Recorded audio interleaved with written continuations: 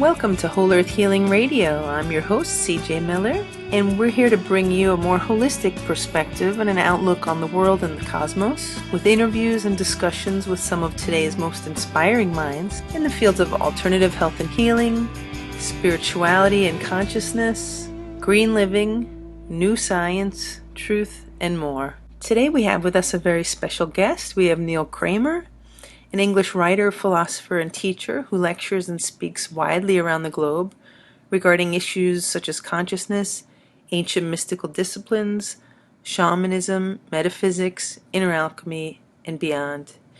Neil has traveled extensively and shares his deep insights about humanity, our ancient and recent history, and our current predicament in a very thought-provoking and laid-back manner. Today is May 31st, 2012, and we'll be talking with Neil Kramer about his latest book, The Unfoldment, The Organic Path to Clarity, Power, and Transformation. So for those of you who are familiar with Neil Kramer's work, this book will be a welcome integration of his theories and ideas. And for those of you who are new to Neil Kramer, I think you're really going to like this too, because this book really it can speak to a lot of different kinds of people. It has wonderful tools for going deep and for exploring consciousness, and it's very inspiring. So I'm really happy to have Neil Kramer here with me today, and welcome.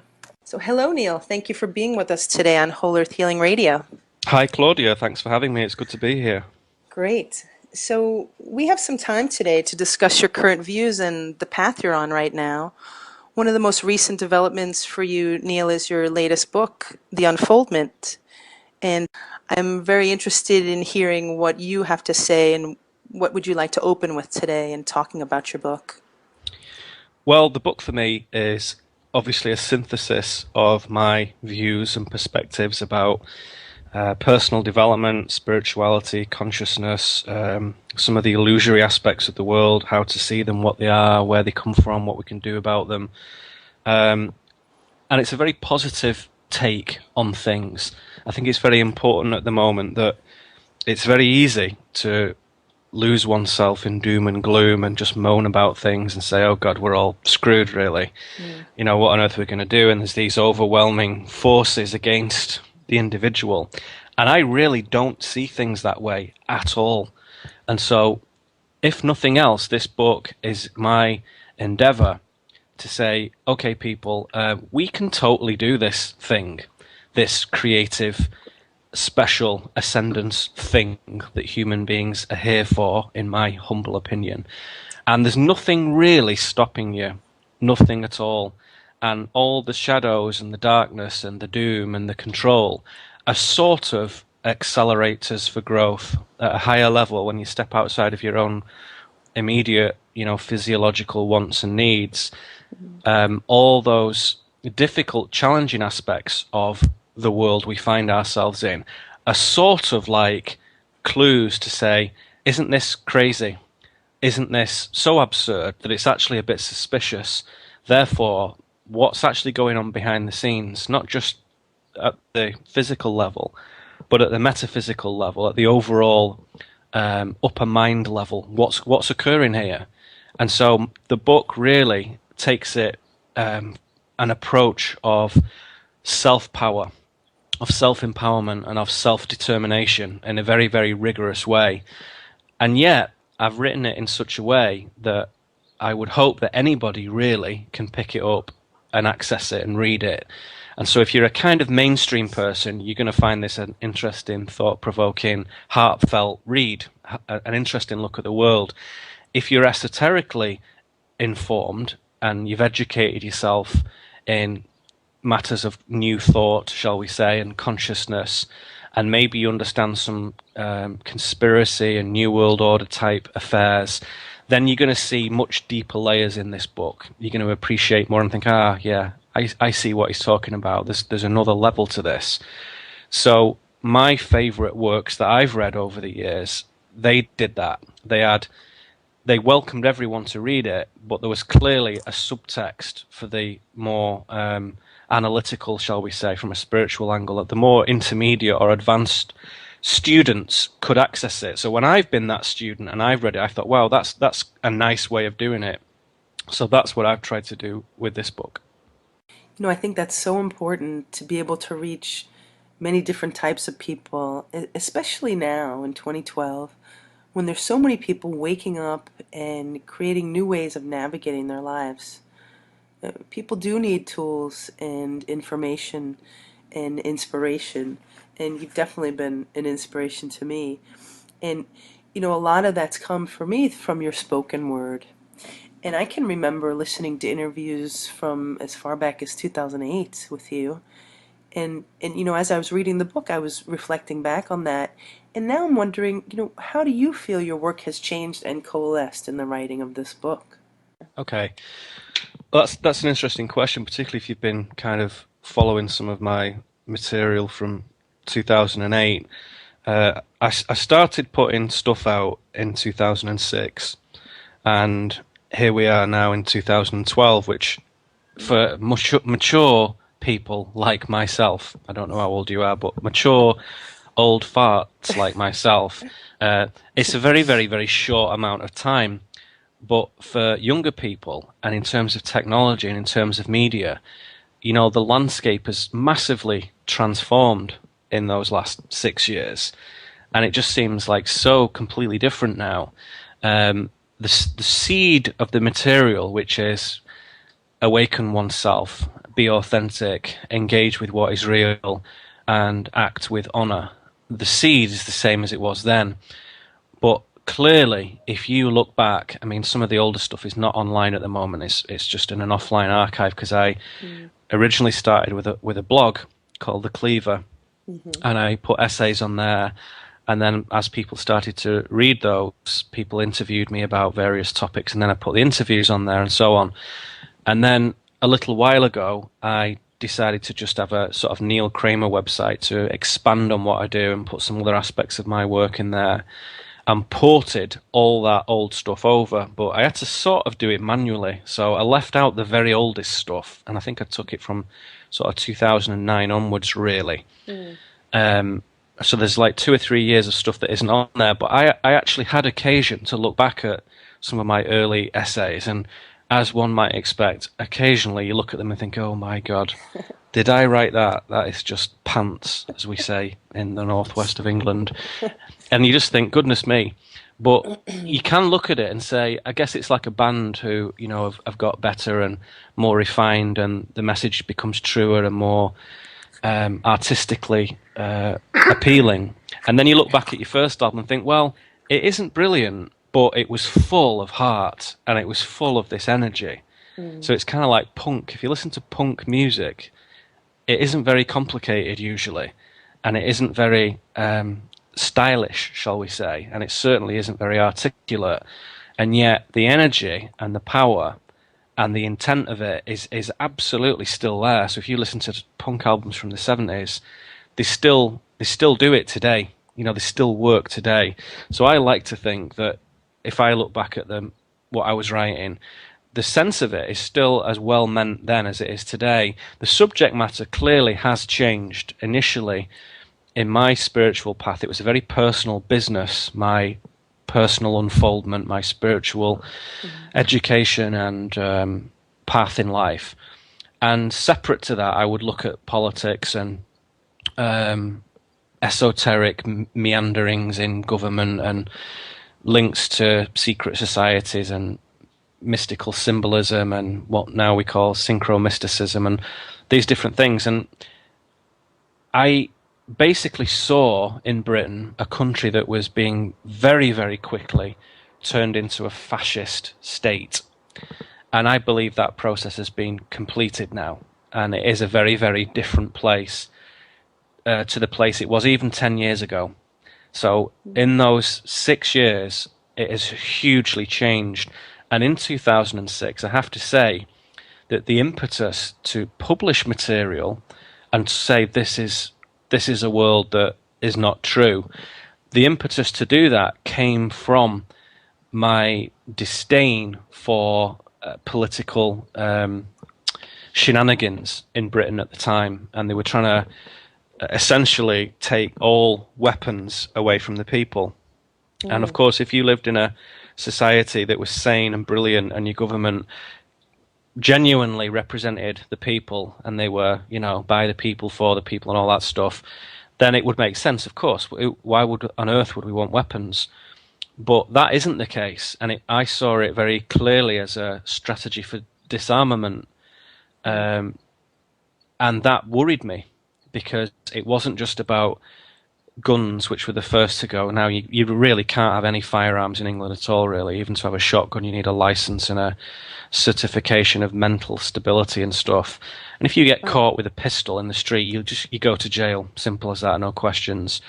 And that state of affairs is symptomatic not of gun control. It's nothing to do with that. It's to do with liberty, and it's to do with freedom. And anyone who knows about European gun laws, there's a correlation between gun laws and political authenticity, in my view, which is a bit of a funny thing to hear a spiritual person say. But that was the genesis of the Cleaver blog, to say there's something else going on here. It's not about guns, it's not about stuff like that, but they represent something here, and let's track what that is.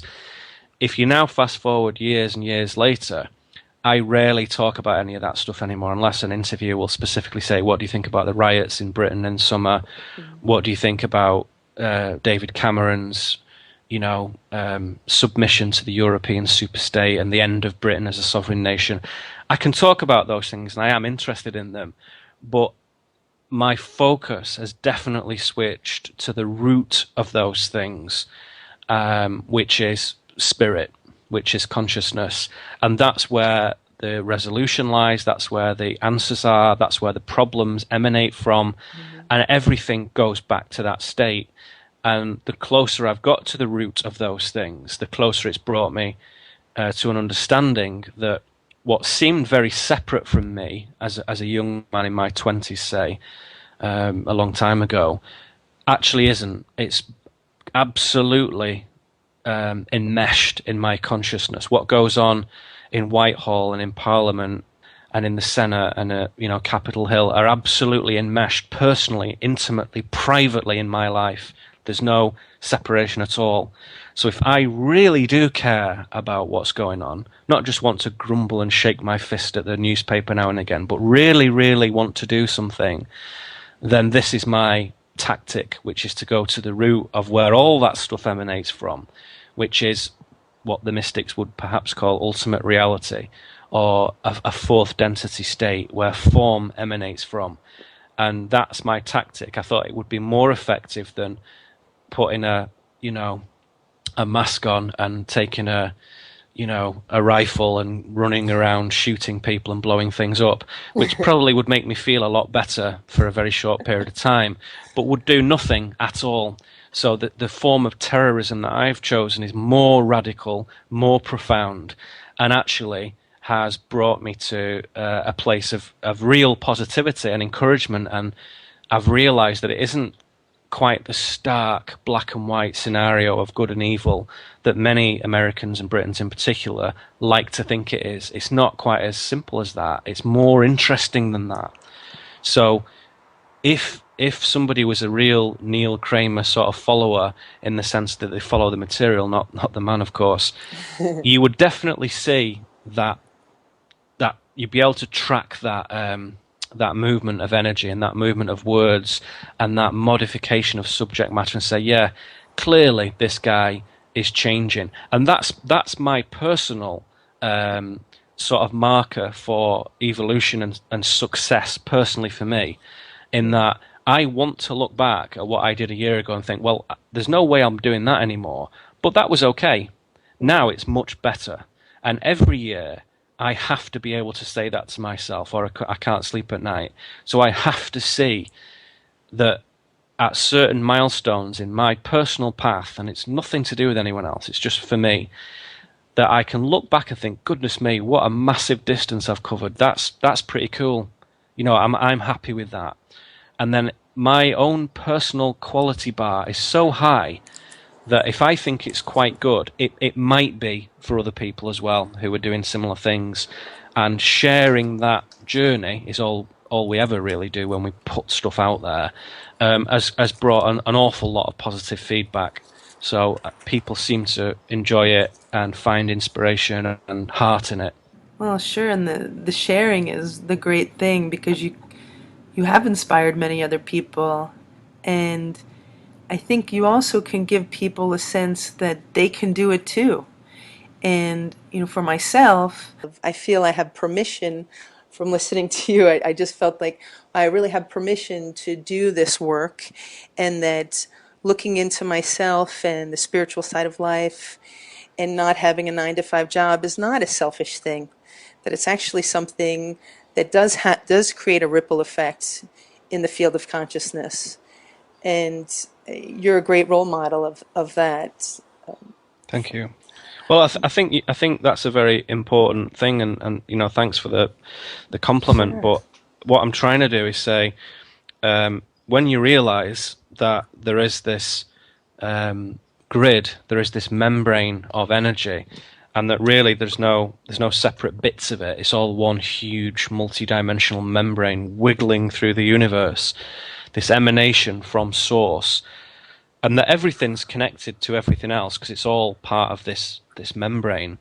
Then, even as Bill Hicks said, the idea of blowing parts of it up and killing parts of it and sectioning bits of it off and categorizing things and saying, well, this is a good bit and this is a bad bit, and this bit is nice and this bit is horrible.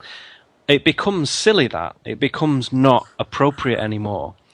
And that is a spiritual teaching that, particularly in Hinduism, which is the sort of one of the richest sources and the oldest sources of spiritual narrative we have, the Hindus very carefully mapped all this out in the cycles and the ways of describing it, and the holy men who would discuss and contemplate this material. And this is a long time ago, thousands of years ago, and they that language is very difficult to interpret now. If you go back and read the Vedas, there's some of the most uninspiring, dull reading matter you could possibly imagine. And I was tipped off about this like 10 years ago, and it's absolutely true. Now I've read a lot of it. I mean, there's too much to read all of it, but if you go to the classical scriptures, if you like, it's very, very bizarrely written, and it's very difficult to translate into modern cultural references. Very difficult.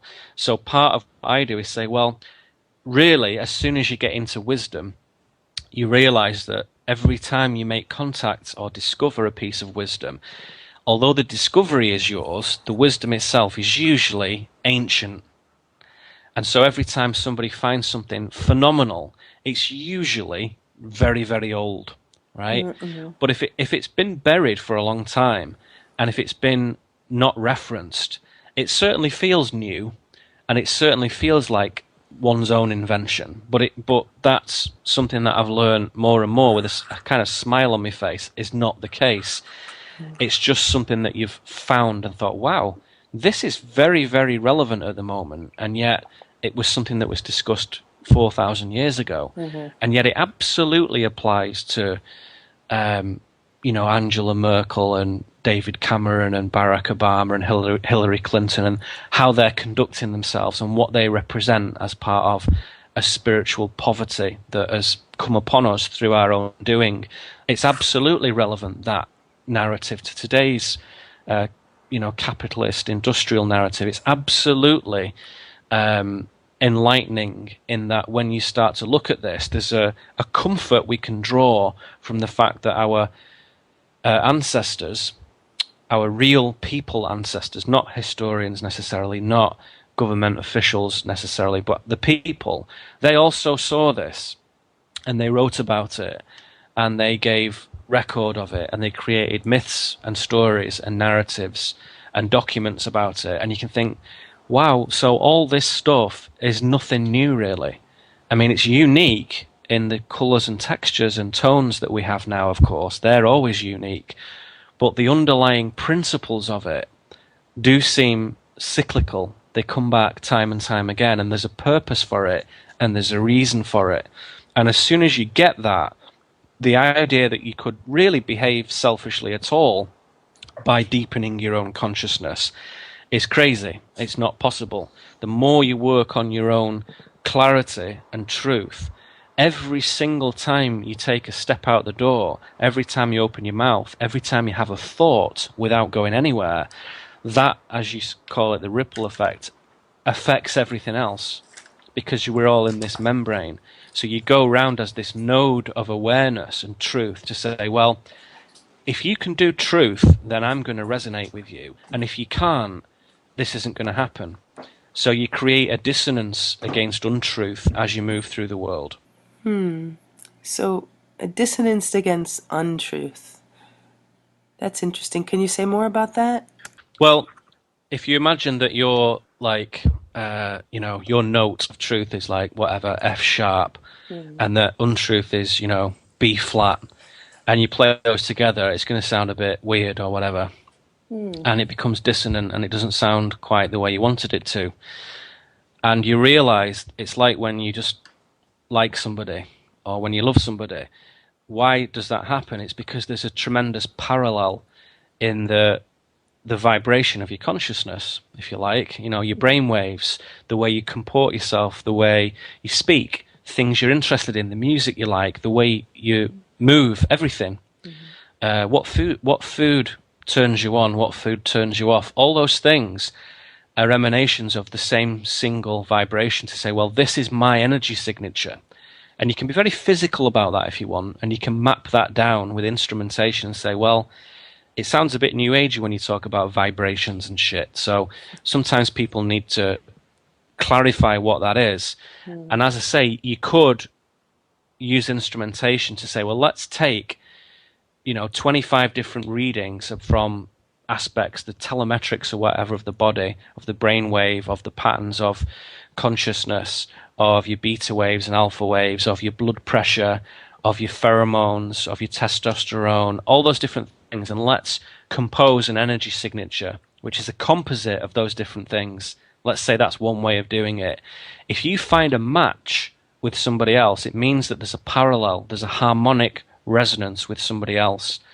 And those people, we like them. And sometimes we just walk past them in the street, and it's not just a sex thing. You look at them and just think, you're cool. I just like you. I would like to, and then that's it, they've gone. It doesn't matter, but you can feel it.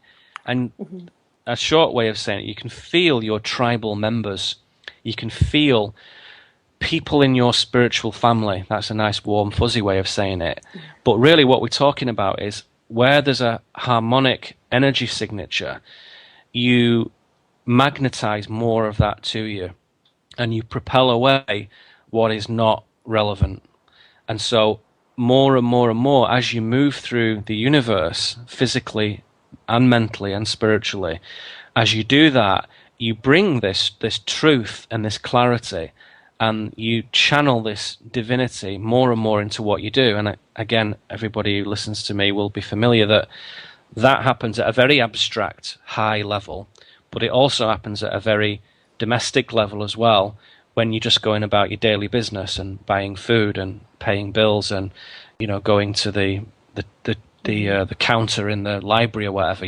All those things become influenced heavily by the work you're doing on yourself. You see more, you move in a richer world, and you can feel when somebody needs something from you, and you are less distinguishing between service to self and service to others. You realize that it's all service, really, and that in serving yourself, you do serve others, but only when it's with integrity and honor and sovereignty. Serving others is really about having high perception of knowing when somebody needs something, and that it's appropriate to give something to that person, whether it's words of encouragement or a hug or love or intelligent conversation or a little bit more sensitivity than usual. And that's all directly related to how heavily you work upon yourself.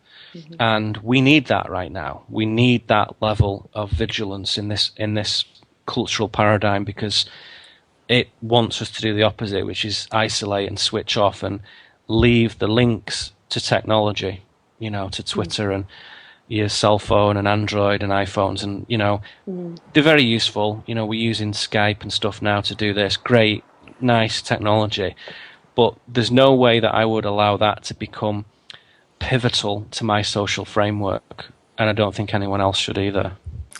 Oh, clearly, it's very important to stay connected to people in a real and authentic way. And that makes me think about relationships. And I wonder what you think about, as people change and grow spiritually, oftentimes relationships change and grow and maybe don't fit us so well anymore. And just wondering what you think about that and how one should manage communicating with people around those type of issues. Well, you're speaking very diplomatically there, aren't you? But actually, it's massively affecting, isn't it, in our personal lives, that as you work on yourself and as you become a clearer channel for consciousness, you absolutely separate yourself out on a conscious level from other people. And the things that used to be fun and okay aren't anymore. And the things that used to be scary and weird suddenly become exciting and something that you're attracted to. And so all your social rules change, and old friends, old loyal friends, and husbands and wives and boyfriends and girlfriends, all that changes as well. And you think, well, is it okay to hang out with this person who's thick as shit, who's ignorant, and who has no interest in the universe and their place in it? Is that okay or not? And you have to look at that and ask yourself that question. And sometimes it is, and sometimes it isn't, and it depends on what your relationship is and what you're doing with that person. And for me, for example, most of my friends are very conscious, and I'm very glad about that. And that's part of being open to creating that situation, not waiting for them to find me and not going out and seeking them, but being aware of when it's happening in front of your face. To sit across a table from somebody, or to meet someone in the street, or to chat with somebody at a conference or something. I'm just the same as everyone else. I can feel when there's a very close, energetic match, and just think, you and I, have a connection, and you have to be aware of that to be able to nurture those things. And if you are, then the natural flow of people who come and people who go is more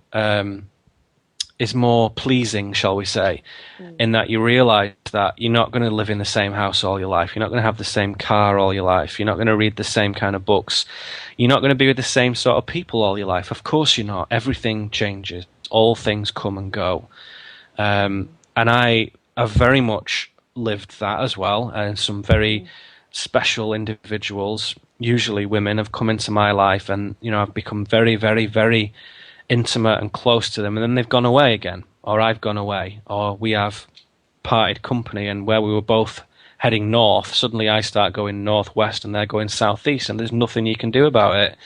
You have to tell the truth and acknowledge that and think, well, this is really kind of sad and weird and different, but this is the way it is, and it's kind of nobody's fault, really. You can't grab somebody by the collar and pick them up and take them your direction. That would be inappropriate selfishness.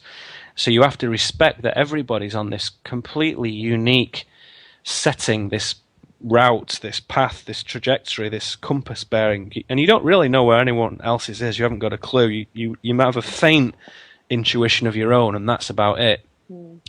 When you feel that somebody is heading in your spiritual direction, shall we say, and that there is that energetic match, you just think, well, this is wonderful, because for all those who go, new people come as well.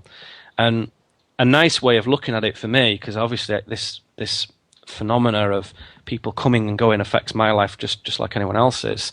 The way I look at it is that really, as a human being on Earth, particularly as one who is focused chiefly on consciousness, if you're a person like that, all you really have is the time that you're given. And in my view, the time you give yourself. But it feels like the time you have been given, the time one has been given. That's it. You've just got time. What you do with that time is all you have to decide from one moment to the next, from 1 week to the next, from 1 year to the next. And so spending that sacred gift of life with particular people is a very powerful, sacred act. And so if you're conscious of that, You can't do anything more impressive and wonderful than spend time with someone else, particularly like somebody special, and you marry them, or it's your girlfriend, or it's your best mate, or it's your buddy, or it's your friend who you go to the bar and watch the football with, whatever. It doesn't matter. That's your gift. That's it, time. And if you're spending that with somebody, then it's a very special, focused, conscious thing. If you don't like somebody and you feel that the energy signature doesn't match, and you feel that you aren't really helping them and they're not helping you, then why the hell would you spend any time with that person? You have to take it upon yourself to say, I'm out of here. It's time to move on. And as a mature, sensitive, brilliant human being, of course, we try and do that with some courage, of course, because you can't do it without that at all, but also with some sort of civility and sensitivity and understanding, and make these entrances and exits with as much grace and fluidity as possible. We don't want to just disappear, particularly if you've married the person and had 5 kids with them. You can't really do that. You have to work at different ways of achieving a different kind of harmony. And I believe if you have found yourself with a tremendous amount of responsibilities and commitments that you cannot walk away from, there's a very good reason for that. And to engage fully with those self-created responsibilities is what that's about, and it's very, very important to do that. And it's nothing wrong, it's not any sort of karmic baggage. It's to say part of your anthropological study as a human conscious entity is to understand the connections between other people, some conscious, some not conscious, some cool, some uncool. And that's your study. And to make sure you do it, you become absolutely attached to it physically in your real life. It's your son, it's your mother, it's your auntie, it's your sister, it's your boss, it's your friend. And those connections compel you to analyze what's going on. So rather than just moaning about it and feeling the weight of it, the trick is to look deeply into what's actually going on. What is the energy here? What are people motivated by? What's the dynamic? Now, there is another set of people who are the opposite of that, who are people who have very fiercely created a situation for themselves where they don't have any responsibilities as such, other than the obvious ethical and simple principles of conducting yourself in a good way. But aside from that, you don't have any kids, you don't have any relationship issues, you don't have any debts, you don't have anything. You can do whatever you want and go wherever you want. And for those people have a special extra responsibility to do something bloody worthwhile with that time and that freedom.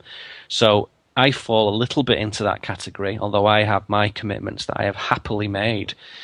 But with my freedom of movement and time, I make damn sure that I am an asset to myself and my community and my family and my state, even now I'm here, and that I do something worthwhile and that I become something that is constructive and creational, rather than just purely self-serving or seeking a little hermitage somewhere where I can escape from it all. That's not the game here. The game is one of involvement, not hiding. And I think when you shift into that way of thinking, a lot of what used to look like very grey, difficult problems become challenges to get your teeth into and become something, well, this is a fascinating problem. It's like Sherlock Holmes looking at some murder and there's like a sort of gun on the floor and there's a footprint on the window ledge and there's a crack on the mirror and you're thinking, right, wow, this is interesting. Let me try and piece this together and figure out what's going on here, Mm-hmm. So you have to have that sort of spiritual detective attitude, I think, to it. Wow, yeah. It's it's hard to, I think, sometimes translate to the people in our lives, as we are changing so much. Just what the new things that we've learned. I mean, just for myself, I am in the last year, I've stopped watching television. Woohoo! And yeah, thank you. It's like, and you really do notice a huge difference those times that I do like watch a movie on demand or watch something Hmm. on HBO. And usually it's not regular television with commercials. I don't even do that. But I do have a kind of an ill feeling when I watch television and especially the news. I mean, it's always negative and fear laden. So, and I think when I try to describe that to people in my life that are very much still caught up in that in the media, they really, I don't know, it's hard to say it in a way without offending people, you Yeah, know? it is, and they simply don't get it, do they? You know, if No. you say to someone, TV, I've stopped watching it, and wow, now I've gone back to looking at it now and again, here and there, in a hotel or at a friend's house or something. Wow, it's kind of toxic and bad. Don't you think that? And they're like, yeah, well, TV, it's all gone downhill on it, but oh well, anyway. And they totally don't understand quite the principle of what you're saying, because Mhm. to understand it, you have to have cleared your, if you pardon the pun, channel. Yeah, you Mhm. have to totally and utterly extricate yourself from its kind of shackles, really, and you have to realize that yes, there is information on the screen, yes, there's entertainment and there's pixels and colors and sounds, but there is a signal as well. There is a signal of unreality that is saying this is the way the world is, and every single thing you're watching, whether it's like you said, a quality drama on HBO, or nonsense Fox News, or half decent BBC News, or if it's hoarders, or if it's a program about guns, or if it's a program about Bigfoot, which is just shockingly bad, by the way, on the History Channel. I watched it the other day, I'll have to check it in a out. hotel, I hasten to add. Really, really, bizarre diversity of things out there, but they all do the same thing, which is say this is the way reality is, and essentially it's a lie, and it's a intentional lie. It's misinformation, yeah, and that problem infects the mind to a degree where you don't realize you're infected until you become disinfected, if you know what I mean. Hmm. So until you've stepped away from it, you don't quite realize what it was doing to you and what effect it was having. And I've told stories about this, I won't repeat them, but you resensitize yourself to the world. And when you go back and see a very popular show like NCIS or Special Crime Unit or whatever, it's full of the most harrowing, weird, horrid rape and murder and brutality week in, week out, every night, Hmm. and people, children, school kids, mums and dads, pensioners, they all watch it. I know. Yeah, I used to really like that show, Law and Order S. I always say SUV, even though I is SVU, right? Special Victims Unit, that's right, Exactly, yeah. Special Victims Unit. And in my extended family, a lot of people like it. My mother watches it constantly. My sister and her three children. So it's a big theme in our lives, Law and Order. And I used to like it, but I tried to watch it again recently, and this is so sad. And then it just, as you've talked about I remember in one of your interviews on Red Ice Radio about reality tunnels. And, I really can see how the mainstream media can create a very scary, fear laden, and problem laden reality tunnel for us to channel our energy into. It is. Well, somebody just said to me actually yesterday, they reminded me of something, which was that the brain doesn't strictly differentiate between what it sees in a dream, what it sees on a screen, and what it sees in front of your own eyes in commas, inverted commas, real life. It doesn't differentiate between the screen, the imagination, and the actual optical, nerves and the nervous system in the brain. It doesn't make clear distinctions between those things. In other words, what you see on a screen gets processed by the brain as if you were actually watching it right there in front of you, as if it was happening in the room in front of your eyes. So if your input is filled with violence and toxicity, And most of the very unpleasant nature of television, I have to say, is in the kind of focus it seems to be on the very most crude level of human beings, the very thickest, most villainous and pathetic excuses for human entities I've ever seen. One of which is real mob wives. Oh God. I'm giving away my dirty secrets here, but what I sometimes do is, having travelled a lot, which perhaps we'll come to talk about that Yeah. later, as you mentioned, but you inevitably find yourself in other people's homes and in lobbies and in restaurants and diners and hotel rooms and stuff like that. Sounds very sort of glamorous if you rarely do things like that, but it isn't at all. It's usually you're in there, you collapse from exhaustion, get 7 hours sleep, wake up and get on the ferry or get on the plane or go and do some stuff. And so it's very utilitarian, really. But I do take those occasions sometimes to look at the broadcasts, to look at the unreality signal and track what the memes are, what are the narratives of the moment. And where it was very heavily focused, I would say, 10 years ago at 2000, 2001, 2002 on cop shows and violence and stuff and thrillers and people getting kidnapped and saved and cold cases being put up and all that. I think that the current thing is on, to some degree, not just sensationalizing but glorifying ignorance in human beings. I think a lot of television, if you look at it now, is a glorification of ignorance. And I think that is brilliant in terms of making people even thicker than they already are. I think that's a very, very clever way of doing it, and it makes perfect sense. It's very simple. All professional, brilliant control mechanisms are simple. They don't need to be sophisticated.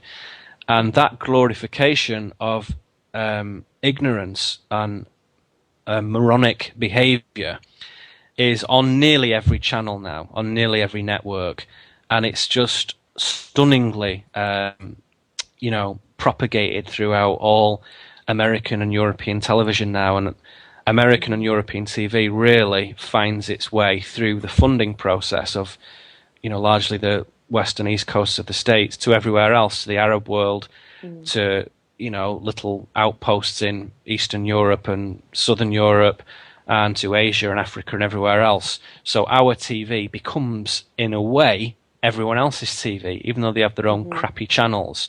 Most of the big shows are American and European, and that's the way it is. And so you're watching the narrative, the global narrative in the crucible. When you watch a show that's airing at the moment and all the posters are in the subway in New York, and I know, as we discussed before we came on the show, that I know where you are in New York, and you know that on all the bus stops and all the subways and everywhere else, there's like, this is the big thing at the moment. This is the big show at the moment. It's whatever, Game of Thrones or Walking Dead or whatever, right? And there's all these images there. And there's the zombie meme, and there's the medieval meme, and there's the kidnap meme, and there's the war meme. And it's all very, very bizarre and peculiar. When you turn that off from your life personally as a source of information and entertainment, you notice how insidious it is. And you notice that it wasn't really doing anything for you. Its entertainment value was very, very thin indeed. You are far better if one enjoys films, which I very much do, choosing your own stuff and watching it either on demand, as they like to say, which I think is a funny sequence of words to describe what's actually going on. But to watch it offline, essentially, to say, I am now going to sit down and watch Attack of the 50-Foot Woman from the 1950s, because that's something that I want to do. Great, you've chosen it, well done, sit down and watch it. That's okay. That's something that you have created the parameters for.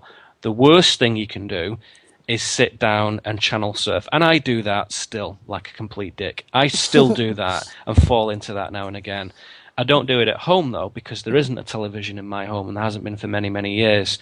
But That's good. to see what's on and to try and find something good and to consistently not be able to do that, and to have, even when you do find something, interrupted every 7 minutes, I think it is, or 6 minutes now, by commercial breaks, is insane. It's absolutely unwatchable unless you record stuff or watch offline MP4s or AVIs or whatever.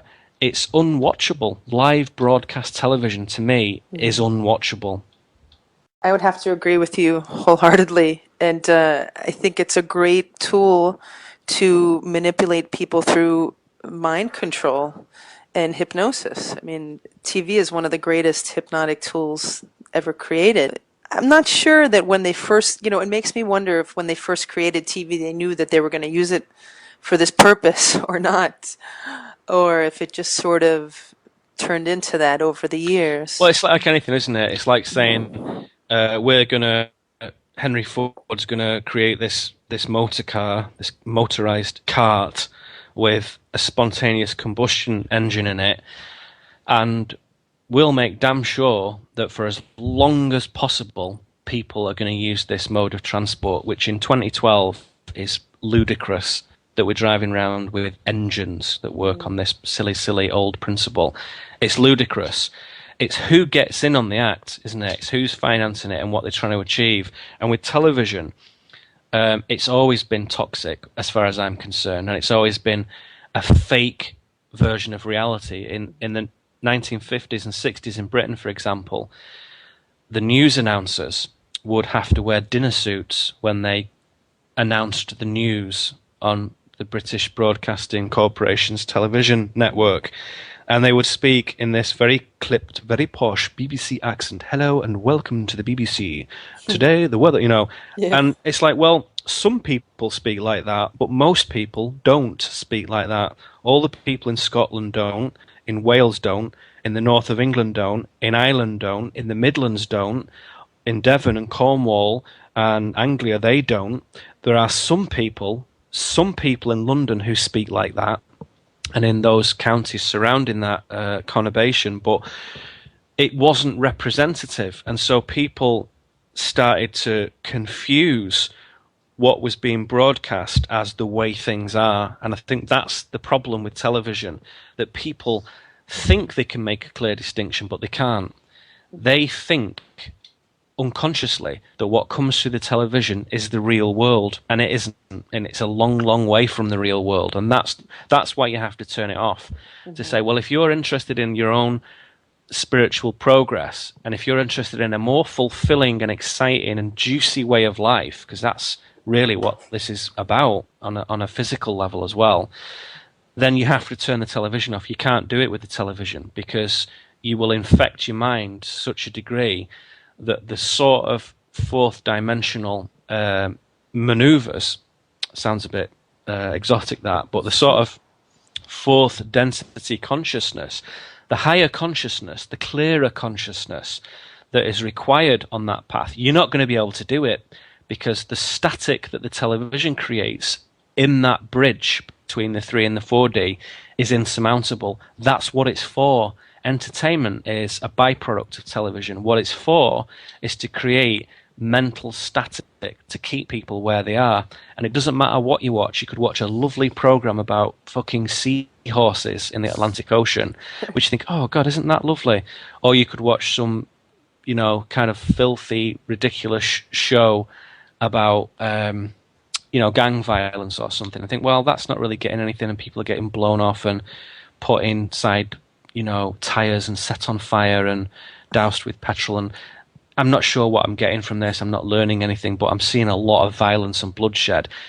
Whatever you're watching, it doesn't matter. It's irrelevant. The fact that you're participating in that unreality signal creates this mental static which stops your psychic abilities from presenting themselves, and it keeps you as just, a sort of chemical robot, really, which is okay. If you want to do that, great, good luck to you. And I do actually mean that. Great, cool, because you will map such a bizarre level of negativity that sooner or later, whether it takes a few lifetimes or what, you're going to think, oh my God, this is no way to behave. This is crazy. I am mapping negative polarity, really, really, really far out, far from the source, far from clarity.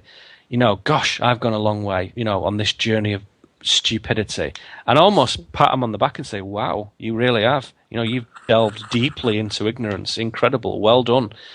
Now come back, because you'll have to in the end, but, there's a limited utilitarian purpose in allowing oneself to just fester and to just entertain oneself. It runs out of juice after a while, and it becomes very, very unsatisfying, and you feel that you would need, some sort of nitro injection up your backside to make anything exciting happen in life. And it's because you've mistaken the positive and negative polarities from the television as the real thing, and it isn't like that at all. So you have to turn it off. Oh, clearly. That's interesting when you said that our TV here in the United States is actually broadcast everywhere. And I think for especially people who don't travel out of the United States, which is a lot of us. It's 70% of Americans don't Yeah, ever leave. That's right. yeah, or not even do they leave their city. Yes. So they can't imagine the far-reaching effects of our culture on the world at large. I myself used to live in Italy, and the Italian news is just as bad and the Italian show is just as bad as the American shows. Although at And the they don't bother to disguise the corruption in Italy, do they? They just put it right there in front of your face. yeah, it's very different. It's very blatant and out there. And for myself at the time, I was like, oh, I'm learning to speak the language better. So watching TV is a good thing. Yeah. But I can see how I've used it in my life, and I think a lot of people do, as a default activity.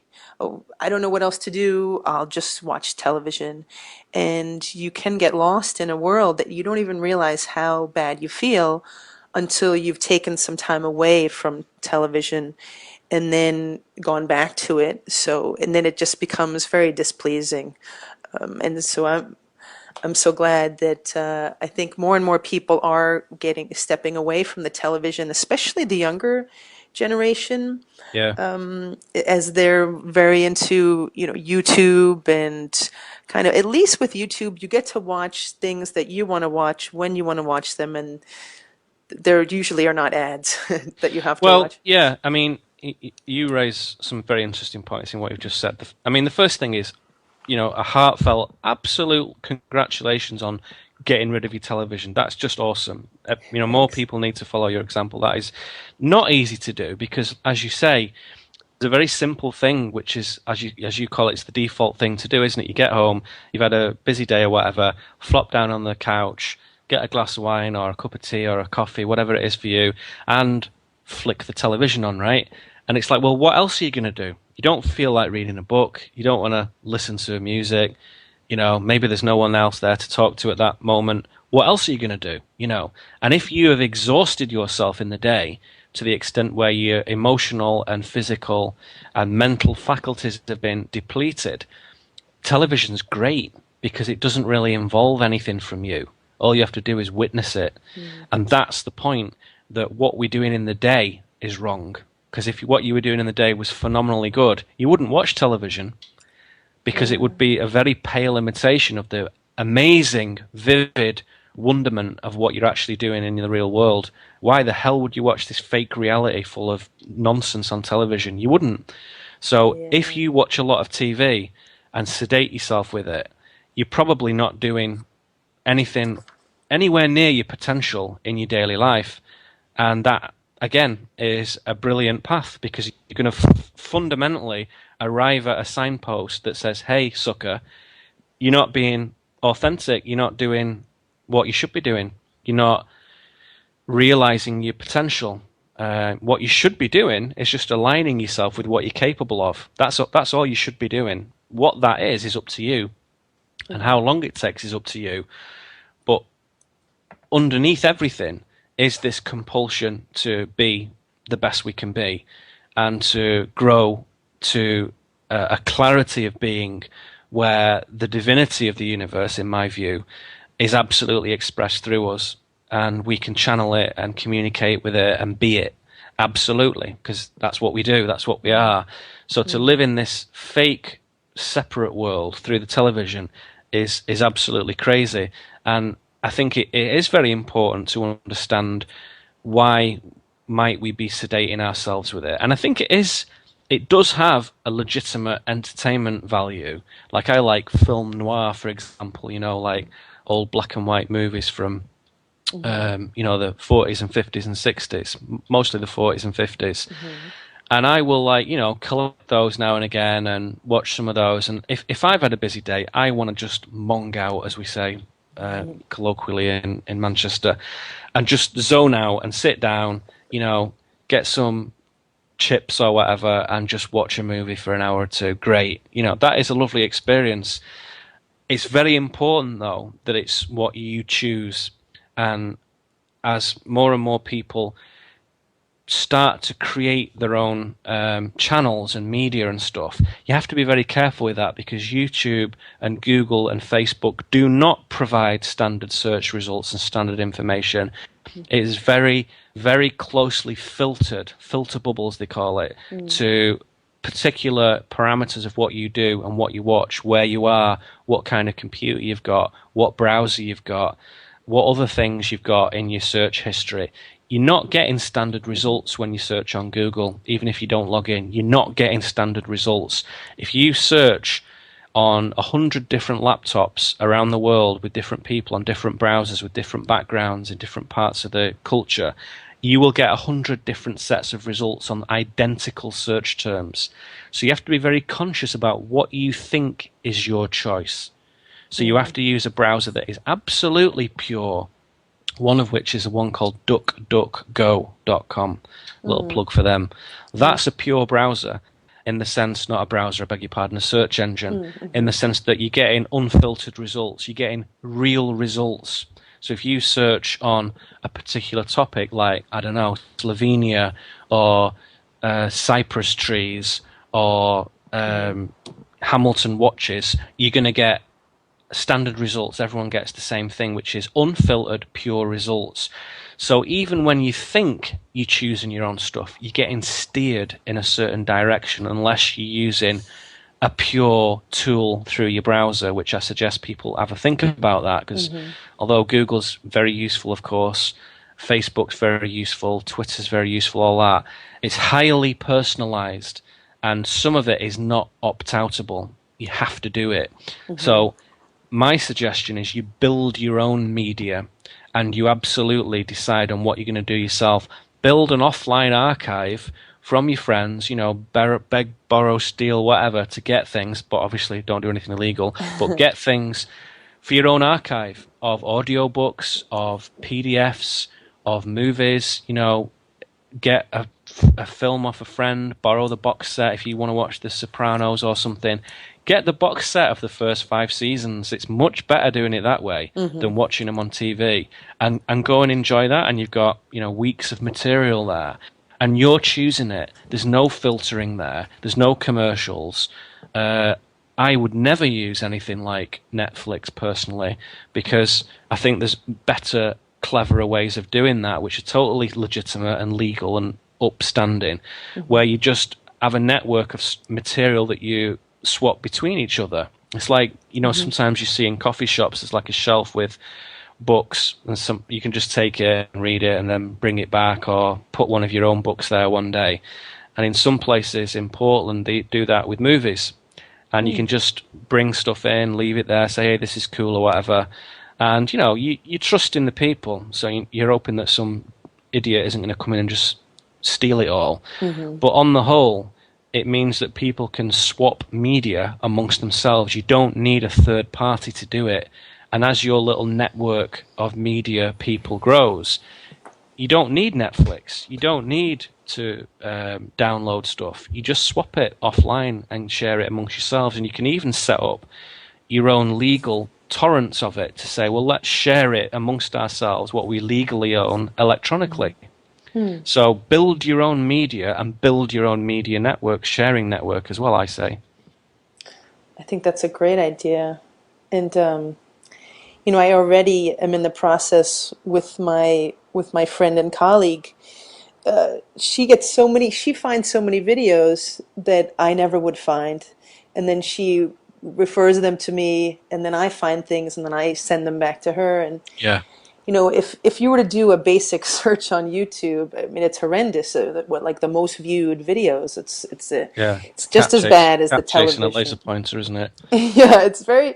I don't know. I just. Yeah, I feel like I could continue to go on about TV for a long time, but I want to make sure to get to No, some of the I other think you're right. Yeah, questions. I know you're absolutely right. We Yeah, could go on about this. But yeah, the thing that's interesting about what you just said, let's close this piece with that, is that um, if somebody knew you says, well, Claudia's she's a great woman. She knows all this stuff. If you said to someone, look, I've just seen these 3 or 4 films recently, absolutely phenomenal. I really recommend those. Let's not underestimate the power of that recommendation. Or if somebody said, well, Neil Kramer, he's a decent guy, and he said that such and such a book is red hot, is phenomenal. I think I'm going to get that from the library and read it. And you're building your input on a very, very natural and organic and safe and reliable system, which is people's personal recommendations, not on lists on YouTube, not on what most people watch. What most people watch is shit. There's no question about it. That's no guide for what's good. What's popular is not what's good. That's something completely different. If you had a network of 50 or 500 or 50,000 cool people who are interested in real things of meaning and of artistic merit and of substance and beauty, then you're going to say, well, I'll tell you what, there's so much material swishing around these excellent people. I've not got enough life to watch it all. But sure enough, if I want to sit down on a Friday night for 2 or 3 hours and enjoy a bit of televisual entertainment, I can just pull something down from this very high quality personal network of real people, and that's the way to do it, I think. and that's brilliant. I love that idea. So I might borrow that one from you. What I'd be really interested in finding out is you are from England and you've been living here in the States, you said, for about 2 years now. Hmm. And I know you've done a lot of traveling. I know that I've heard you talk about your travels with your friend and colleague KMO, the guy who has the podcast called Sea Realm. Yes. Yeah, and I haven't gotten a chance to listen to the audio yet, the files for that trip that you did take and the people that you met. But Yeah, I'd I'll be send in, you a copy of that. oh, Yeah, that would be no problem. great. No problem. I'd really like to hear given what people see in the mainstream media about American culture, what did you notice in actually meeting real people in your travels, and what is your opinion of the American people? In Britain, in the 80s, we had a prime minister called Margaret Thatcher. I'm sure you've heard of Oh, her. sure. And she was around for the same sort of spell of time as Ronald Reagan. And we had these two very bizarre, hyper-materialist concepts of Thatcherism and Reaganomics, right? And as any decent esoteric researcher into global politics and parapolitics and so on will know, nothing to do with Thatcher or Reagan. The philosophies behind what they created were absolutely devised by someone else. So they didn't create anything, they just executed other people's plans. And at that time, a very, very important perception was put forward in Britain about America, which was American people are a bit stupid and very introverted and arrogant. And a lot of shows on television in the 80s were satirizing that viewpoint and saying, look how fat they are and silly, and look how they don't know anything about anything else in the world, right? And to some extent, that's been ingrained in everybody who's in the 20s or 30s or 40s or 50s. But young people, it's not so much anymore. It's much more globally, harmonized now in a relatively okay way, I think. But when I came to the States first, I was immediately shocked by how nice American people are. That's the first thing. And I also realized that what was seen as arrogance in this fake perception in 1980s Britain is actually independence. And I have been hugely impressed, just personally speaking, so whatever, but just this person here has been hugely impressed with how many American people are very independently minded naturally. And like, well, no one's kind of the boss of me. I do what I want to do. And the people in the sheriff's office and in the county and in the Senate, we tell them what to do. And if they get totally out of hand, then that's not acceptable. But even in the cultural level, people's independence is very, very different here in a good way compared to many places I've been to in Europe, where people are more accustomed to being told what to do, and that, well, life's kind of shit and you just have to get on with it. And they're more accustomed to being subjugated to monarchical hierarchy. Over here, there is no history. There isn't any. You know, the furthest we go back is the Native American indigenous peoples, and that's recent history. Ancient history of the American continent, there isn't one. Nobody knows what was here. It's been wiped from the record. Go back beyond a certain point, nobody has a clue what happened on this continent. It's very interesting. It's the only place on Earth with no history. Very, very fascinating idea, that. So part of my personal study while I've been here is to understand the significance of North America in particular, also South America, but mainly North America, in a certain kind of consciousness that is possible here that is difficult to achieve on a big level anywhere else. Now, I haven't travelled massively in Asia, so I can't really talk about that, to be honest. So it might be different there. I don't think it is, but it might be. I'd have to go there and smell it and feel it to say that. But other than that, I have travelled very, very widely into, most great cities and states and centres of population gathering in Europe and America and most states that I've visited here. I feel this tremendous empowerment personally in people, not necessarily in how they express that, but in their attitude is very, very healthy. And whether they're sort of 60-year-old right-wing Republicans and, don't really like people who are brown and they're very bigoted, or whether they're very, very liberal, cosmopolitan, lovely people who are very open-minded, who have no silly ideas about race or ethnicity, all the heart of those people is kind of pointing in the right direction, and any bigotry and racism and ethnic ignorance is in error. It's a mistake. It's not the kind of fueled hatred that I've seen in many places in Europe, for example. So the other observation is the racial mixing here works a hell of a lot better than it does in Britain. A hell of a lot better. Because essentially everyone here is from somewhere else, and there's no illusion of this ancient white Anglo-Saxon Protestant being, as something, well, it's our place. There's no illusions of that here as such.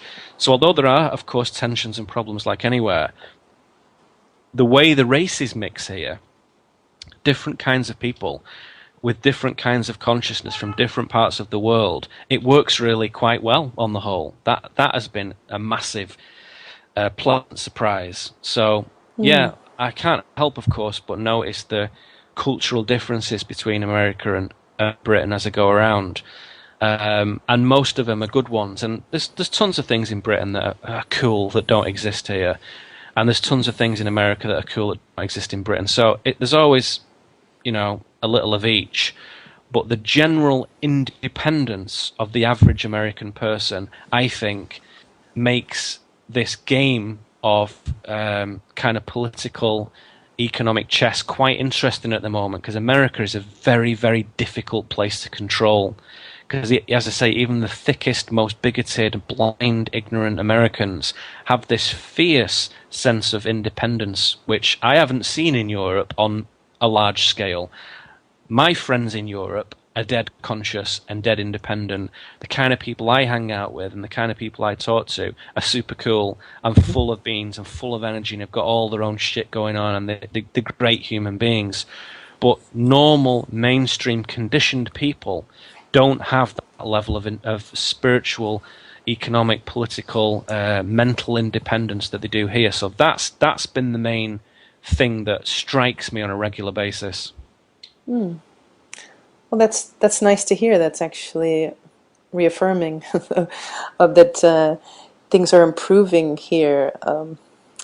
It's interesting. When I was living in Italy, I wanted to stay there because I felt like that exact same thing, that America's full of stupid people, and Bush Bush was in office at the time, and I just wanted to stay there. And then the longer that I was there, I started to notice the same kind of problems were there that were also here in the United States. So Yeah, you do. And the funny thing about Italy and France in particular is they have such a rich and sexy, brilliant culture.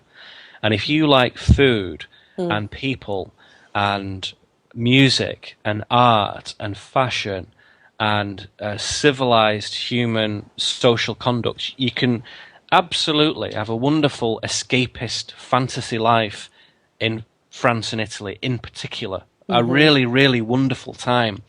And yet, when you get past that, and when the buttons are popping off your shirt because you've put so much weight on, and you just think, well, I can't eat any more of this fabulous pasta, and I can't drink any more of these wonderful, wines.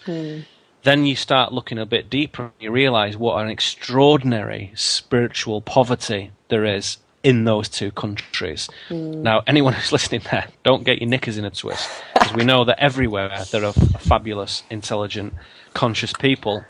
But again, I'm talking about the mainstream cultural norm is like introverted, very introverted. And I've discussed this with a number of people before, but when I look at my stats, there is a definite shortage of people from certain European countries where you think, well, that's funny because there's masses of people in the States, masses in Canada and the UK, there's masses in Belgium, there's masses in countries we don't talk about a lot, like Estonia and Hungary and Poland and Lithuania and stuff.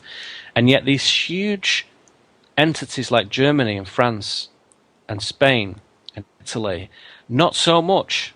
Not so much. It's very mainstream focused there. And even when you get this cultural snobbery where they're like, well, we're not mainstream because we listen to Wagner and Puccini and we only drink $100 bottles of wine and the finest goat's cheese, kind of blended from goodness knows what, even that kind of cultural level of high snobbery where you say, well, we're the nice people. We're the successful, sophisticated, urbane, nice people.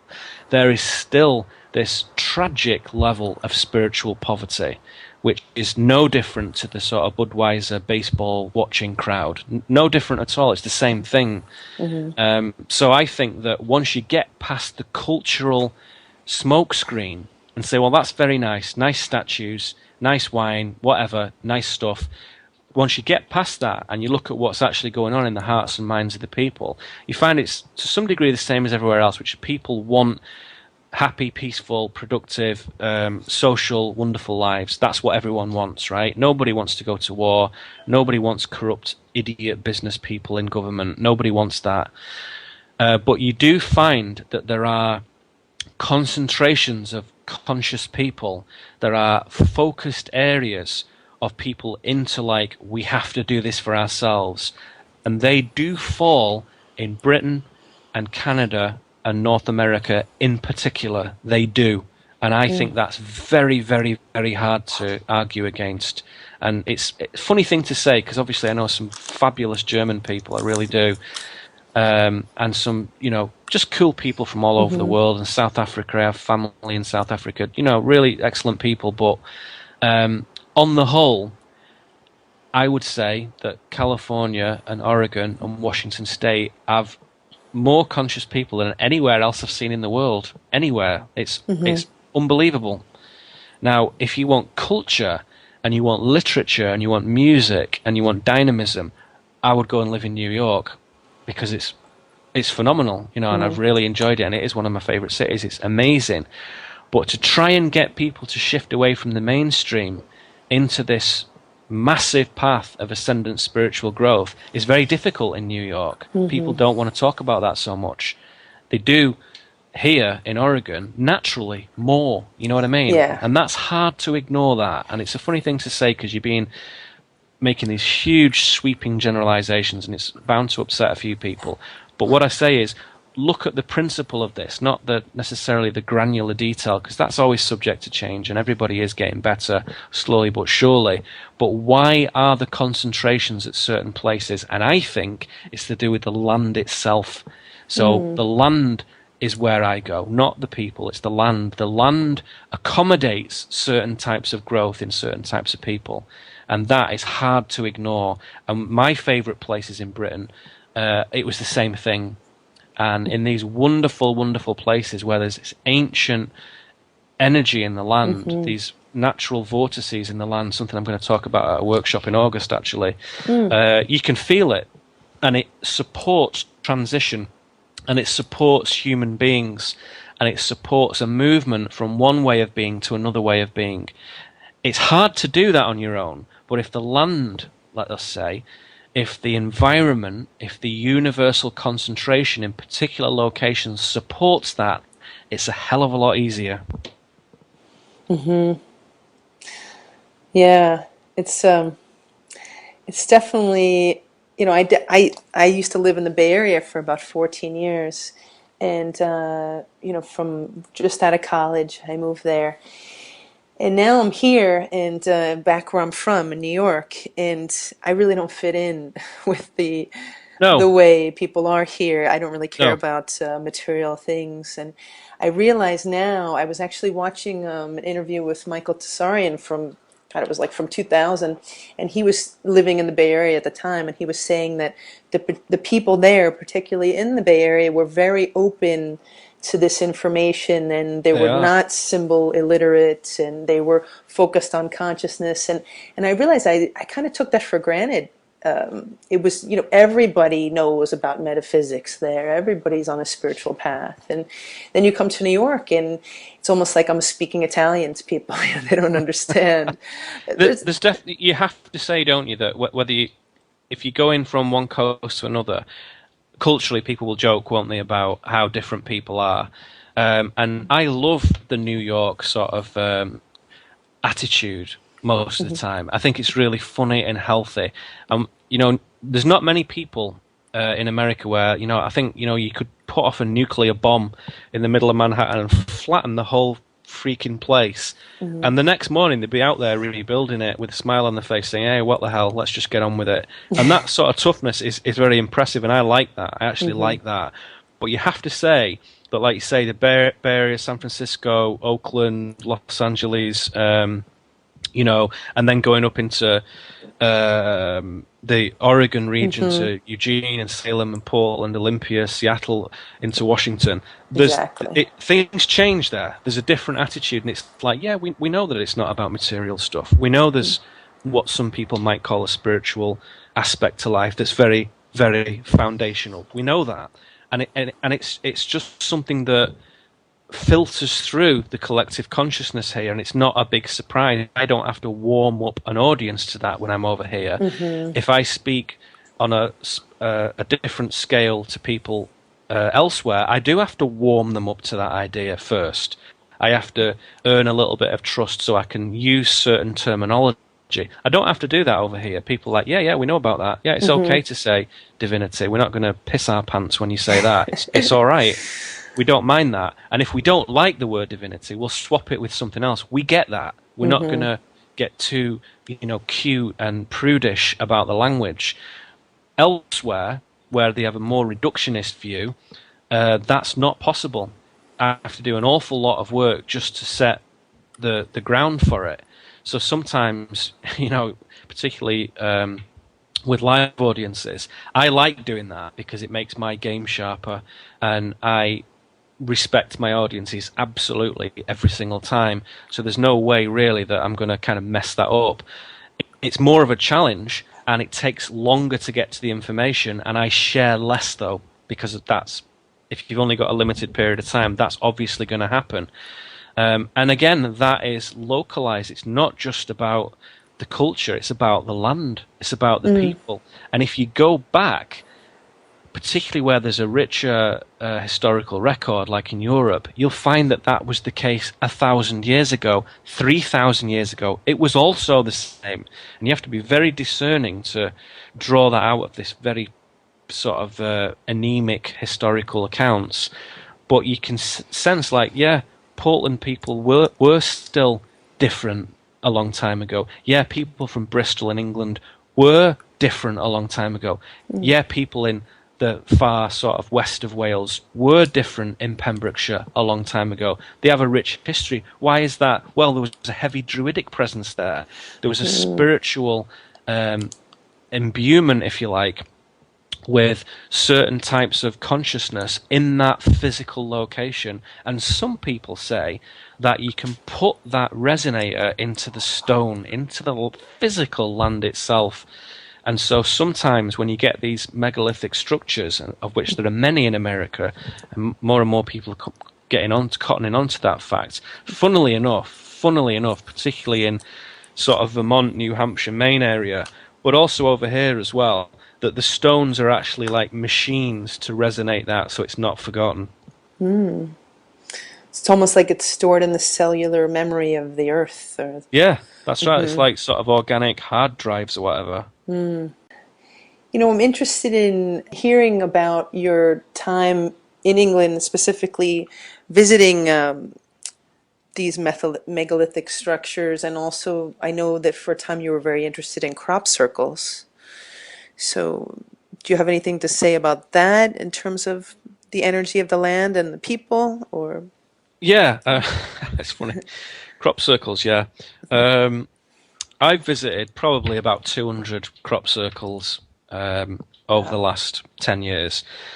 So I've seen more crop circles than most people you'll ever encounter, right? Now, there are certain croppies, as they call themselves, who obviously have done thousands, and every single one that ever occurs, they'll go and have a look at them and make all kinds of analysis and stuff. And generally speaking, they're just like the loveliest people in the world, by the way. They're kind of like science fiction geeks, you know, go to like conventions. Like, they might look a bit odd from the outside, but when you get and talk to them, you think, wow, what lovely, warm, interesting, involved human beings. You know, what a heartening thing to see. And so I have a lot of time for croppies. Anyway, at the end of the day, for me, the crop circle phenomena has moved more and more away from who does it, how do they do it, to what does it mean for one's personal growth. And there's a chapter in my book, The Unfoldment, called Paradox, I think off the top of my head, and it goes into that, and there's some accounts of experiences with crop circles, very, very, very unique ones, I would say, and I kind of unpack what it means and go into greater detail there. But essentially, there is a component which I like to correlate with the Japanese Zen koan, which is a kind of mental trick to disturb the brain's normal pattern of discursive thinking, i.e. linear logical reasoning, to say, right, I'm going to show you something here, but I'm going to do it in such a way that I'm going to show you that the answer to this riddle cannot be achieved with your normal way of thinking. And that's what crop circles do for me. They're like physical koans, you know, like the sound of one hand clapping. And, you know, there's all these classic sort of Zen problems, like, if you see the Buddha, what do you say to him? And, you know, they try and say, oh, I am your student, I am the Buddha. And, you know, you just get hit over the head with a bamboo stick and you keep giving the wrong answer.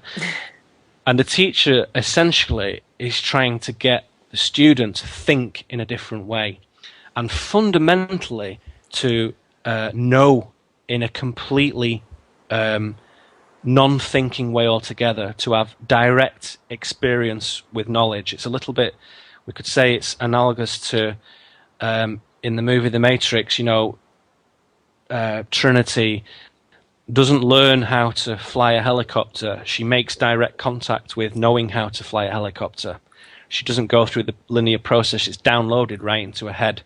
So if you imagine knowledge is an object, you just put the object right there in your head and you've got it. You don't have to go through the linear process of learning. That's what a koan's trying to do. It's trying to say, to know something, you have to merge with it. In Robert Heinlein's 1960s book, Stranger in a Strange Land, he calls it grokking, Grokking. So to grok something means that you understand it so fully that you actually are able to merge with it, and in that merging you become part of it. And so when you grok something, you know it in such a profound way that you begin to erase the separation between object and subject, and it becomes one thing. And crop circles do that because they're so phenomenal, they're so unusual, and they bring you inevitably to certain points on the land, which is very significant. And 90% of world crop circles occur in one county, in one country, which is Wiltshire in England. And the reason for that is because of the land. There's something very special about that land.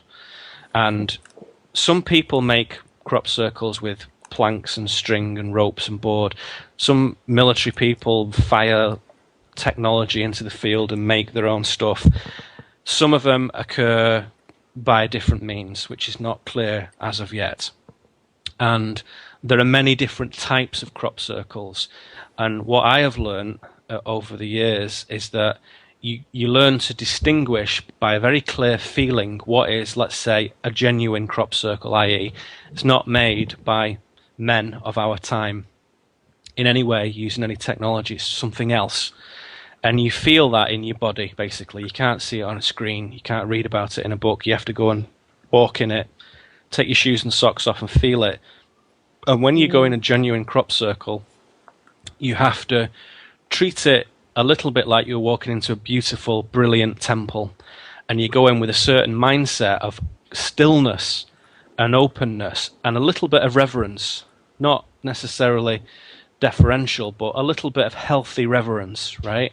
And when you do that, your sort of spiritual antenna open up and you can feel what's going on. And usually it's a feeling that you feel right in the center of your portal mechanisms, your chakra, your central green, what some people call heart chakra.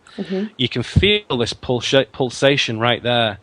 And it's like if you've ever fallen in love deeply and madly and insanely, it's a bit like that. You feel this kind of like everything's okay, and you feel this pumping and this anticipation, this kind of breathlessness. First time I thought I was just having a heart attack and I just got up the hill too fast and I was going to keel over and die. But that wasn't the case because it happens nearly every time, and it's an attunement with what's going on. And when you go into a different crop circle, one that's made by men of our time, you can still feel a resonance, but it's not there, it's in your head. So it's an intellectual resonance, it's a mind resonance, i.e. it's a linear, logical thing of the third density. When it's from the heart, it's telling me that it's from something else. It's what I would call ultra-terrestrial, not necessarily extra, like off or out. It's of the actual space itself, but from a different density. It's from something different, from a long time ago. They are essentially taking place atemporally, not in this dimension. What we're seeing is an imprint of something else. So it's a big topic, but the real punchline is that in going to see crop circles, and it's usually sort of April to September time, so they're just kind of starting to hot up now. June, July, August is the prime season, really. You will experience, I would pretty much, a good bet on this, 80% bet, an acceleration of whatever transitions you're currently creating in your life, whether that's with relationships, people, jobs, finances, projects, creativity, whatever. Whatever little transitions and evolutions are underway will deepen and accelerate by virtue of being in these special vortices in the land. And that has happened when I talk to certain people who are open to that idea and who are truthful enough to be able to track it and speak it and say it with heart, they all say that and say, oh my God, I can't believe you've said that. And then they tell me a big story. And the story, the details are always different, but the principle is always the same. I was doing X, Y, and Z, and suddenly I was really doing X, Y, and Z in an inescapably committed fashion. That's really cool. As you said, the comment about the heart chakra and really feeling that pulse of the energy, or maybe the message that's coming from them, that made me think about, and I know you've mentioned Drambala Melchizedek in one of the interviews that you're in, I think that was with Red Ice Radio, but he's talking about now that the whole process is with this new paradigm shift, that people have to move from the head into the heart, and that we can no longer, it's like, I think if we're trusting always our mind and our thoughts, then we're really not going to know where we're supposed to go. Yeah, I actually did an interview on this thing called the Spirit of Mart Network, which is part of his creation. So one of his colleagues interviewed me. I don't actually know much about the guy. I've read a couple of his works and listened to him speak once or twice as an MP3 file, but I don't know a lot about him, so I can't quite recall that. But I can say that the principle that you just described, if that's what he's talking about, has been very significant in my life, particularly in the last 5 years, and lots of personal and professional, shall we say, changes in my life. Obviously, moving from Britain to America, leaving some very special people behind, and meeting some more wonderful special people here. Obviously, that has a big personal effect on your life, and you can be very blasé and like, oh yeah, on the radio and stuff. But of course, it has a huge impact. It changes the way you feel. And when we put the headset off and click close on this call in a little while, we go into our real lives. We go into the stuff we're doing. We go into, you open the refrigerator and get the milk out. You're doing real things. And who's sharing that space with you? Who is doing the work with you? Who is on the edges of your reality? Those are real issues. And if you map that into what you're talking about, which is switching your consciousness, not just through this particular frequency of, let us say, communication and reason, those sort of chakras, as the Hindus would put it, or portals, as other people have said since and before. But if you switch it to say, well, why limit consciousness to just that part of the bandwidth, that part of the spectrum? It's like saying, well, I'm an artist, but I'm only ever going to paint in red. And you're saying, well, that's great, that's super duper, particularly when you're drawing, chili peppers, that's going to come in handy. But what about when you're doing the ocean? You're going to miss something there. In fact, you might not even be able to represent it at all. And it's just the same to me. It's like thinking of it as colour, to say, well, you're missing a lot out if all your consciousness is filtered exclusively through, let's say, your reason, your intellect. Very, very important, useful tools, no doubt about it. But if you ever meet somebody, particularly, let us call them academics, who exclusively lives in that realm, they're very, very one-dimensional people. They can remember a lot of names and dates, and they've read a lot of books, and they can masturbate forth with their intellect, let us say. And you can go, wow, look at those kind of, linguistic ejaculations. Aren't you impressive? That's really, really lovely. However, I wouldn't go on a road trip with you, you boring bastard. And I wouldn't want to sit on a roof on New Year's Eve with you and drink a bottle of whiskey with you. I wouldn't want to do that with you. Because you don't have that fullness. I wouldn't, I wouldn't do X, Y, and Z. You can get the principle of this. You're looking for a full human being who has that mental faculty, who has the ability to understand music and art, and who understands the importance of emotional intelligence and of sexual awareness and of intimate articulations. How do you communicate philosophically with someone at the intimate level? because you can't just go on and on and on. How do you do that? What tools and techniques do you use to do that? How do you be properly intimate with another human being, not just physically and erotically, but anybody that you want to be intimate with, anybody, your mother, your friend, the guy at the bar that you think, you're cool, we get into a position where intimacy is appropriate and it's something we can openly do as normal, fully functional human beings. And I think the movement from the head to the heart is one of seven, let us say, if we're going to talk about chakras, is one of seven possible movements. And it's a pivotal one. But there are others as well, like the will, exercising your will in the world as free will, as sovereign will, as authentic will is just as important as your heart. Just as important, but people don't really think about that because we don't have any reference point to talk about these things in the mainstream narrative. And like I said to somebody yesterday, if someone had started talking to me about heart chakras 10 years ago, I'd have just thought, oh my God, just shut up. And I'd have turned off because it doesn't sound very appealing to a masculine mindset, heart chakras. It sounds like fluffy nonsense. So you have to frame it a certain way so it's acceptable to somebody who looks at it in a certain way, to say, look, you can't ignore this. This is part of your conscious apparatus. And if you've got these seven portals, these seven transducers, these seven transceivers for operating in the world as a divine conscious entity, and you're only using one of them, you're going to have a very, very flimsy, feeble experience.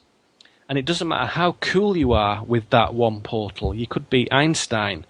The rest of it's going to look a mess.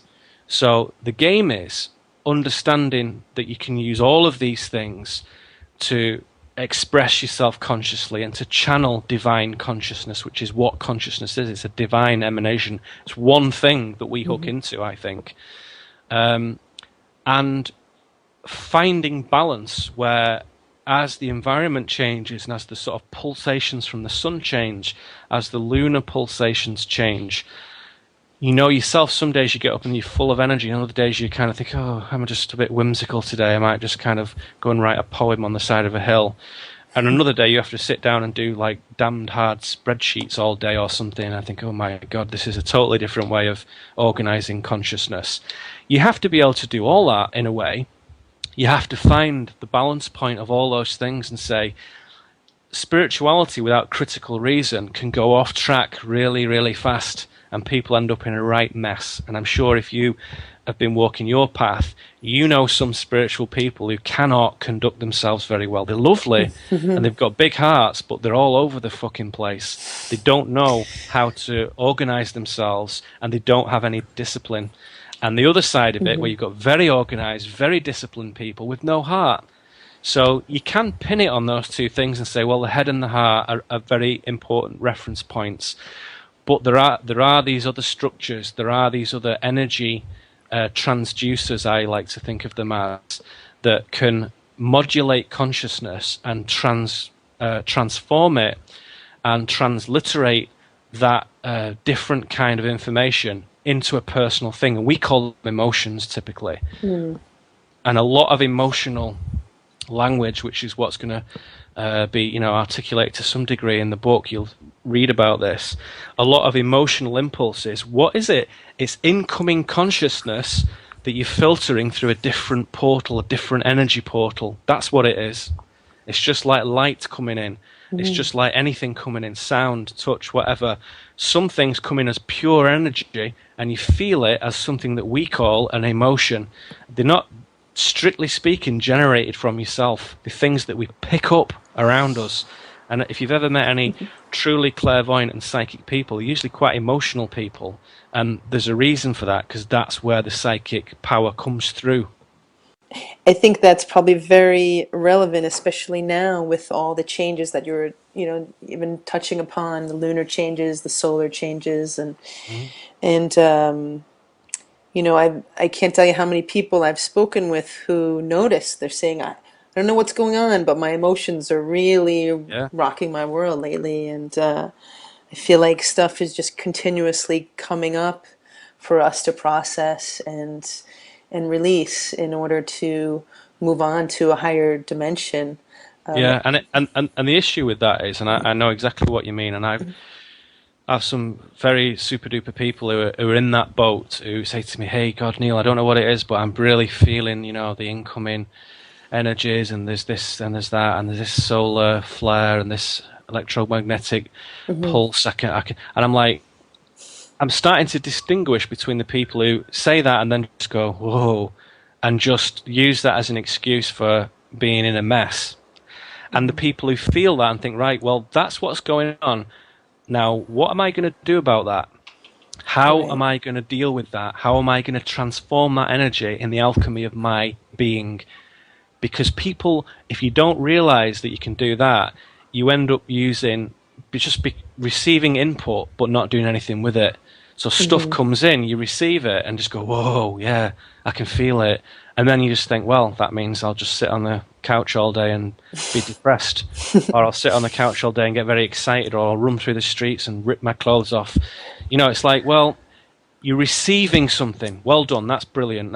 Not everyone can do that. So your sensitivity is at such a level where you're receiving something. Next, what do you do with that? And that's what you have to Hmm. ask yourself immediately when you pick up on stuff. What do you do with it? Because you have to acknowledge that you can sort of alchemize this stuff and do something with it and act appropriately, because your divine will gives you the power to do whatever you want with it. And the more honourable it is, let's use a word for as a shortcut, the more honourable it is, the more power you have.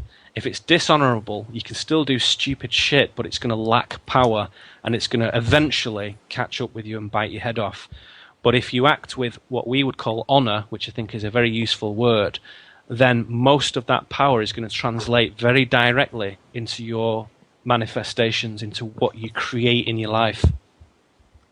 Hmm. Oh, clearly, and just brilliant. The information you're offering today is really great, and I'm so glad that we got to talk about your book. And I look forward to finishing your book and kind of repeating some of this in a greater detail. And as you mentioned, we are coming to the end of the interview here.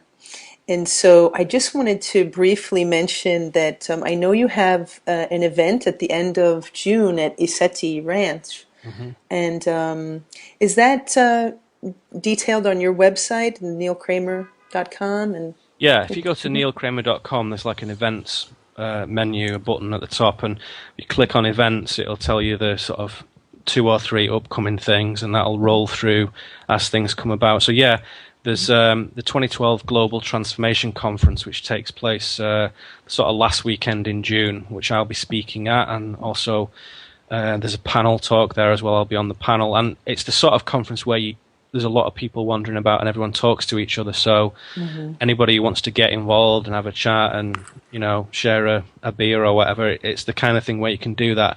Very, very high quality conference. I mean, people might hear me saying that thinking, yeah, what, because you're going to it and speaking. No, because I went to it kind of blind the first time, being invited and thinking, I think I like these guys, let's see what it's like. Hmm. Great bunch of people, great team effort of what goes on up there, and essentially a sacred space up in Washington State, actually Hmm. just over the way from Hood River in Oregon. A very special place. Several hundred people come and gather there, and it's a big conscious gathering with a load of very, very fascinating speakers. And the energy and the focus of integrity is very, very, very, very high. And so, if anybody feels they might need a bit of an injection of that, get some new incoming vectors, let your guard down, speak to your brothers and sisters, have a cool time. That is the event to go to. I absolutely promise you, you won't be disappointed. And then after that, there is a workshop over in that neck of the woods again later on at the end of August, which is a workshop I'm giving called Unfoldment, Secrets and Synchronicity, which is like a full day workshop with like group discussion and stuff the next day. So yeah, Oh, details of great. all that stuff is on my website, neilkramer.com. Excellent. And if people want to contact you, they can through your website as well? I'm They assuming. can. There's a contact section on there, and those emails pretty much come direct to me. If I'm out and about, someone else will help me with that. but most of the time the emails come direct to me.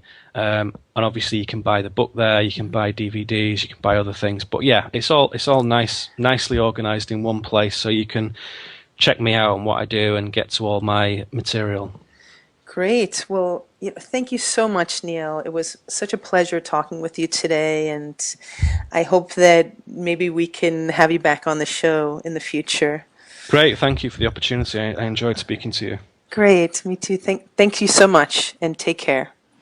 You can find out more about Neil Kramer, his events, his book, and some of his other recorded programs that he sells, which are excellent, at neilkramer.com. I'm your host, CJ Miller, and you've been listening to Whole Earth Healing Radio. Thanks for joining us. You can also check out my website, wholeearthhealing.com, to find out more about my services as a counselor, hypnotist, and Reiki and energy healer. You can also find all of my archive shows there. So thanks again for joining us and have a beautiful day. Bye-bye.